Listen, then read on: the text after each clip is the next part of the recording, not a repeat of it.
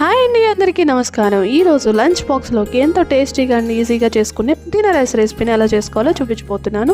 With మన ఇంట్లో ఉండే ఇంగ్రీడియంట్స్తోనే ఎలా చేసుకోవాలో సింపుల్గా చూపిస్తాను. ముందుగా మిక్సీ జార్లోకి పుదీనా, కొత్తిమీర, పచ్చిమిర్చి వేసుకొని మిక్సీ పట్టుకొని పక్కన పెట్టుకోవాలి. ఒక ప్యాన్లో ఆయిల్ వేసుకొని అందులోని దాల్చిన చెక్క, లవంగాలు, యాలకులు, ఒక 2 బిర్యానీ ఆకులు వేసుకొని వేయించుకున్న తర్వాత ఉల్లిపాయలు వేసుకొని గోల్డెన్ బ్రౌన్ కలర్ వచ్చేంత వరకు వేయించుకొని మనం ఏదైతే మిశ్రమం మిక్సీలో పెట్టుకుని పక్కన పెట్టుకున్నామో దాన్ని కూడా యాడ్ చేసేసి పచ్చివాసన పోయేంత వరకు బాగా కలుపుకొని ఉడికించుకోవాలి. వన్స్ ఉడికింది అన్న తర్వాత మంచి అరోమా రావడం స్టార్ట్ అవుతుంది. అప్పుడు మనం దానిలోకి వాటర్ అనేది యాడ్ చేసుకోవాలి. నేను తీసుకున్న బియ్యానికి 1 గ్లాసుకి 2 గ్లాసుల నీళ్ళు, అలాగే మీరు వాడే వెరైటీని బట్టి వాటర్ని అడ్జస్ట్ చేసుకోండి.